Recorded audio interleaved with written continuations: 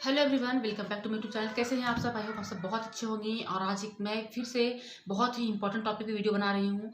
जो joint family को लेके हम लोगों के मन में एक कॉन्सेप्ट बना हुआ है कि शादी के बाद या बच्चे होने के बाद जो हमारा करियर है, स्टडी है, वो रुक जाती है। तो लोग सोचते हैं कि अब पढ़ कर ये करेगी क्या, या आपको खुद भी लगता है कि अब मैं पढ़ कर क्या करूँगी। तो ये सब कुछ बातें हैं जिसको मैं क्लियर करना चाहती हूँ इस वीडियो के माध्यम से। इससे पहले मैं जो वीडियो बनाई थी तो उसमें बहुत सारे लोगों का कमेंट आया कि सारा कुछ हमें ही करना पड़ता है, फैमिली नहीं करते हैं। तो देखिए, आपका बच्चा है तो आपको ही करना है, ठीक है? इस बात को अगर आप रख लीजिएगा मन में कि मुझे ही करना है, लोग क्यों करेंगे? आपको ही करना है, ठीक है? अब मान लीजिए कि अगर आपको स्टडी करना है, तो करना तो आप ही को पड़ेगा। ऐसा तो बात नहीं है कि आपके हस्बैंड आके कर देंगे, आपकी सास आके कर देगी। अगर आपने किसी भी चीज़ को ठाना है कि मुझे करना है, तो करना आप ही को पड़ेगा, ठीक है? हाँ, होता क्या है कि जैसे बच्चे हैं, जैसे कि 10% में आपका है कि 9% आपको रखना पड़ता है, तो 1% लोग दे देते हैं, लेकिन सारा कुछ आप ही को करना है। ये भी एक सच्चाई होती है, ठीक है? तो उस चीज़ को ही पार करके जब हम अपने सपने को पाएँगे, तभी तो हम अपनी लाइफ़ में कुछ बिग अचीव करेंगे। अगर आपके पास सारी सुविधाएँ मिल जाएगी और तब आप कुछ करेंगे, तो आपके मन में भी संतुष्टि नहीं रहेगी। अब मैं एक बात यहाँ क्लियर कर देती हूँ कि जब आप अभाव में किसी चीज़ को पाना चाहते हैं, तो वो चीज़ आपको मिल भी जाती है, ठीक है? अगर आपके पास सारे संसाधन रहेंगे, तो बहुत मुश्किल होगी, बहुत कम उम्मीद है कि आप उस चीज़ को पाइएगा, ठीक है? तो चलिए, बातें बहुत हो गई, अब वीडियो पे आते हैं। तो पहले होता क्या है कि जो हमारे माता-पिता हैं, किसी न किसी लाचारी के कारण या किसी समाज के दबाव के कारण शादी कर देते हैं, हमारे मतलब मैरिज कर देते हैं, ठीक है? अब हम लोग क्या सोचते हैं कि अच्छा ठीक है, हमारा पढ़ाई तो यहाँ तक रुक गया है, लेकिन हम जिस घर में जाएँगे, उस घर में अपना पढ़ाई को कंटिन्यू करेंगे, ठीक है? शादी हो जाती है, तो कुछ जो फैमिली होते हैं, वो समझते हैं कि हाँ, पढ़ाना क्यों ज़रूरी है, गर्ल्स एजुकेशन क्यों इम्पोर्टेंट है। होता क्या है कि जैसे कि आपके घर में बहुत अच्छा सब कुछ है, लेकिन अगर सपोज़ दैट आपके हस्बैंड हैं, उनका जॉब छूट गया है, ठीक है?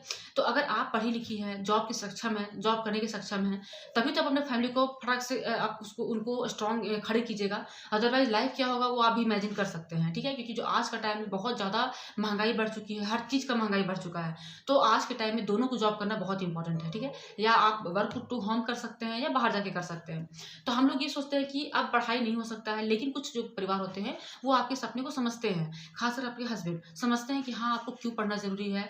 जिस तरह से मेरा ज़रूरी है पढ़ना, मेरा ज़रूरी है काम करना, उसी तरह से आपका ज़रूरी है काम करना। लेकिन जो कुछ परिवार होते हैं, वो नहीं समझते हैं। तो वहाँ क्या होता है कि पढ़ाई आपका रुक जाता है। और होता क्या है कि आप बहुत कोशिश करते हैं, तो आप स्टडी करते हैं, लेकिन वो कुछ दिन ही चलता है, क्योंकि आपके अंदर मोटिवेशन नहीं आता है। हो सही बात है, मान लीजिए मैं पढ़ रही हूँ और लोग मुझे से आगे पीछे से कमेंट कर रहे हैं कि आप पढ़ के क्या करेगी या कुछ भी, तो इससे डिमोटिवेशन फील होता है। लेकिन मैं आपको एक बात क्लियर कर देती हूँ कि अगर आपको कुछ अपने लाइफ में करना है, जो आप जानते हैं कि आपके लिए कितना इंपॉर्टेंट है, और अगला इंसान को नहीं पता है कि वो कितना इंपॉर्टेंट है, तो आपको उनको समझाना नहीं कि कितना इंपॉर्टेंट है, आप उसको करके दिखाइए कि हाँ, ये मेरे लिए इतना इतना ज़रूरी था और मैंने इसलिए किया है, ठीक है? होता क्या है कि जैसे लॉकडाउन का समय आया, तो बहुत सारे जो अच्छे खासे लोग थे, उन वो वे लोग डगमगा गए, ठीक है? लेकिन बहुत घर में ऐसा हुआ, जो महिलाएँ पढ़ी लिखी थी, थोड़ा बहुत ही पढ़ी लिखी थी, उन्होंने वो क्या की, फैमिली को सपोर्ट की। तो इस तरह से बहुत लोगों का अभी तो आँख खुल चुका है कि क्यों पढ़ना है, ठीक है? तो इसी तरह से आपको करना है कि अपने मन में एक मोटिवेशन बना के चलना है। अगर आपको पता होना चाहिए कि आपका इम्पोर्टेंट क्या है आपके लिए स्टडी का, तो तभी आप किसी को बता सकते हो। तो अब ये भी सवाल होता है कि सारा काम मुझे ही करना पड़ता है, बच्चे को भी कोई हैंडल नहीं करता है, बच्चे का भी सारा काम मुझे ही करना पड़ता है। तो मैं यहाँ एक बात और क्लियर कर देती हूँ कि मैं समझ सकती हूँ कि हाँ, करना पड़ता है, मुझे भी करना पड़ता है, ऐसी बात नहीं है कि मुझे नहीं करना पड़ता है, ठीक है? तो मैं आपसे एक एक सवाल आपसे खुद के करिए आप कि आपका काम है तो कौन करेगा, ठीक है? आप ही को करना है ना? आप ही को करना है, बच्चे को भी आप ही को सँभालना है। और यहाँ जितना अच्छे से बच्चे को आप सँभाल सकती हैं, उतना शायद ही कोई सँभाल सकता है, ठीक है? माँ जितना बच्चे के लिए इम्पोर्टेंट है, उतना कोई नहीं इम्पोर्टेंट होता है, ठीक है? वो बाद में आता है। तो आपको ये समझना है कि बच्चा भी मेरा है, काम भी मेरा है। अब आपको उसी बीच में आपको टाइम निकालना सीखना है, जितना आपको रास्ते में काँटे मिलेंगे, उतना ही आप फूल की तलाश में आगे जाइएगा। और अगर आपको सामने ही फूल मिल जाएगा, तो आप आगे देखना भी नहीं चाहिएगा।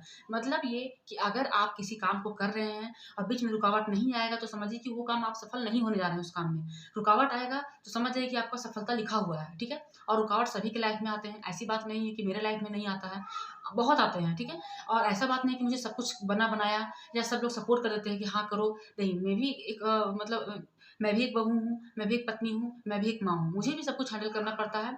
और होता क्या है कि जैसे कि घर में दादा-दादी होते हैं, तो कुछ थोड़ा बहुत तो कुछ बच्चे का हेल्प हो जाता है, आपका भी थोड़ा बहुत हेल्प हो जाता है। लेकिन जो लोग अकेले बिल्कुल हर चीज़ मैनेज करते हैं, उनके बारे में आप सोचिए कि अगर आपको कुछ बहुत अर्जेंट काम है, ठीक है? आप समझ सकते हैं बहुत अर्जेंट काम है, लेकिन और बच्चा भी आपको परेशान कर रहा है, तो बच्चे को ही ध्यान देना पड़ता है। लेकिन अगर घर में आपके कोई और मेंबर है, फैमिली मेंबर है, तो आप उनके पास दे के आप अपना काम कर सकते हैं। तो इस तरह से है कि आप अपना टाइम बचाना सीखिए कि आपका ज़्यादा टाइम आपका लगता कहाँ है।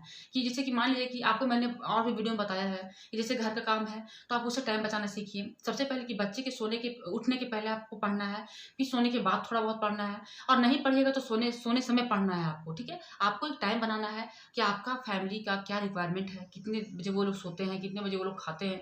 आप ऑब्ज़र्व कीजिए, आपने इतने साल में ऑब्ज़र्व नहीं किया, मेरी बात मान के आप 10 दिन ऑब्ज़र्व कीजिए उन लोगों का टाइम टेबल, रहन-सहन कि क्या उनको पसंद है, क्या नहीं पसंद है, और उस अनुसार से अपने मन में आपको टाइम टेबल नहीं बनाना है, अपने मन में आपको रखना है कि अच्छा, मैं भी इस तरह से अपना कर सकती हूँ, और छोटे-छोटे टारगेट बनाइए आप, आपका टारगेट पूरा हो जाएगा। तो आई होप आपको आज का वीडियो पसंद आया होगा, पसंद आया तो वीडियो को लाइक कर लीजिएगा, चैनल को सब्सक्राइब कर लीजिएगा। मिलूँगी ऐसे ही और वीडियो के साथ, तब तक के लिए बाय।